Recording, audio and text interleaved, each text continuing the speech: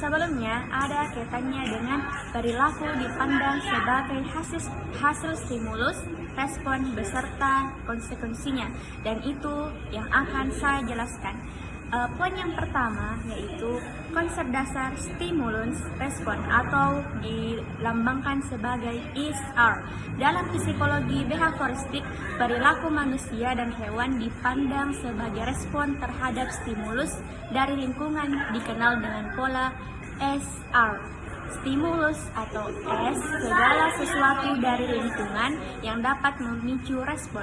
Sedangkan R atau respon, perilaku atau reaksi terhadap stimulus tersebut. Contoh sederhananya yaitu stimulus, bunyi bel istirahat di sekolah. Contoh respon, siswa berdiri dan keluar kelas. Namun, Skinner mengembangkan konsep ini lebih lanjut melalui teori operan conditioning yang menyertakan konsekuensi dalam proses pembelajaran perilaku. Poin yang kedua, peran konsekuensi. Skinner menambahkan bahwa setiap respon akan diikuti oleh konsekuensi, dan konsekuensi inilah yang menentukan apakah perilaku tersebut akan muncul kembali atau tidak. Jika konsekuensi bersifat menyenangkan, maka respon cenderung berulang. Dan sebaliknya, jika konsekuensi bersifat tidak menyenangkan, maka respon cenderung berkurang. Poin yang ketiga, model SR menjadi SRC atau stimulus, respon, dan konsekuensi. Skinner menyatakan bahwa perilaku tidak terjadi karena stimulus, tetapi juga dipertahankan atau diubah oleh konsekuensinya. Ini membentuk pola baru, SRC, stimulus, respon, dan konsekuensi.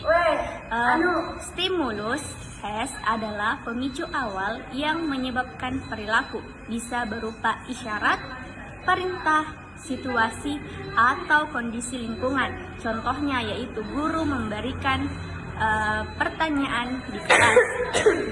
Yang kedua itu respon atau R, adalah perilaku atau tindakan yang muncul sebagai reaksi terhadap stimulus. Contohnya yaitu siswa mengangkat tangan dan menjawab. Yang ketiga yaitu konsekuensi atau C, adalah hasil atau akibat dari perilaku tersebut yang bisa memperkuat atau melemahkan perilaku di masa depan. Jika siswa dipuji, kemungkinan dia akan termotivasi atau menjawab lagi di masa depan. Dan sebaliknya, jika siswa ditertawakan kemudian, kemungkinan dia akan enggan menjawab lagi atau mendapatkan hukuman. Contoh 1 yaitu seperti yang saya paparkan tadi, bahwa stimulus contohnya bel masuk berbunyi, respon contohnya siswa masuk ke kelas, dan konsekuensi contohnya jika guru memuji siswa karena tepat waktu, perilaku datang tepat waktu akan meningkat. Poin yang keempat yaitu implikasi. Dengan demikian, perilaku manusia bukan hanya sekedar reaksi otomatis, tetapi merupakan pola yang terbentuk dari interaksi antara stimulus, respon, dan konsekuensi. Hal ini menegaskan bahwa perilaku dapat dikendalikan dan diubah dengan mengatur stimulus maupun konsekuensinya. Baik.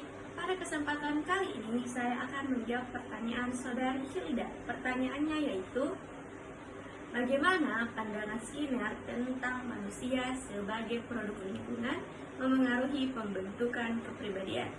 Jadi jawaban saya yaitu, menurut B.F. Skinner, manusia adalah produk dari lingkungan. Artinya, perilaku dan kepribadian seseorang terbentuk melalui interaksi dengan lingkungan, bukan berasal dari dalam diri, seperti pikiran dan perasaan. Skinner percaya bahwa semua perilaku manusia dipelajari melalui proses yang disebut penguatan dan hukuman.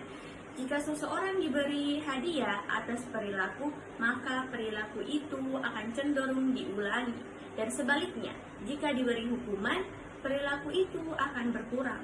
Pandangan ini memengaruhi pembentukan kepribadian karena menurut Skinner, kepribadian bukanlah sesuatu yang tetap atau bawaan sejak lahir, melainkan hasil dari pola-pola yang terus terbentuk dan berubah tergantung pada pengalaman hidup seseorang. Misalnya, jika sejak kecil seseorang dibesarkan dalam lingkungan yang memberikan pujian, saat dia bersikap sopan, maka ia akan tumbuh menjadi perilaku yang ramah dan sopan.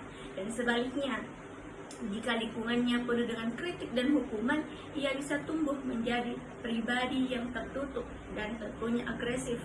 Dengan kata lain, Skinner melihat kepribadian sebagai kumpulan dari perilaku yang dipelajari dan lingkungan yang memiliki peran utama dalam membentuk sikap itu. Sekian, terima kasih. Oke, baik, pada kesempatan kali ini saya akan menjawab pertanyaan yang kedua, yaitu pertanyaan dari saudari Sunarti. Pertanyaannya yaitu, sejauh mana kepribadian seseorang sebenarnya adalah hasil dari lingkungan dan pengalaman belajar, dan apakah ada ruang untuk kebebasan atau kehendak bebas di dalamnya menurut Skinner? Jadi jawaban dari saya yaitu, menurut Skinner, kepribadian seseorang sepenuhnya dibentuk oleh lingkungan dan pengalaman belajar, terutama melalui proses penguatan dan hukuman. Artinya, semua perilaku yang muncul, termasuk cara seseorang berpikir, merasa, dan bertindak, merupakan hasil dari interaksi yang terus-menerus dengan lingkungan sejak lahir. Bagi Skinner, kepribadian bukan berasal dari dalam diri, seperti keinginan bebas atau jiwa, tetapi dari kebiasaan-kebiasaan yang terbentuk karena respon terhadap situasi tertentu. Skinner juga tidak percaya pada konsep kehendak bebas. Menurutnya, apa yang kita anggap sebagai pilihan sebenarnya hanyalah reaksi terhadap pengalaman sebelumnya yang sudah membentuk kita. Misalnya, jika seseorang memilih untuk bersikap jujur, itu bukan karena ia bebas memilih, tetapi karena di masa lalu mungkin ia mendapatkan pengalaman yang berharga atau hasil positif saat ia bersikap jujur. Begitu pula sebaliknya.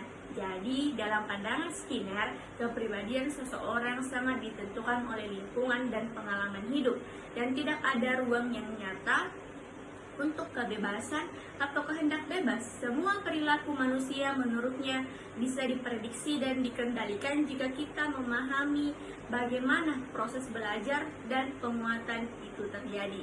Mungkin itu saja jawaban dari saya. Kurang lebihnya mohon dimaafkan. Wabillahi taufiq wal hidayah. Wassalamualaikum warahmatullahi wabarakatuh.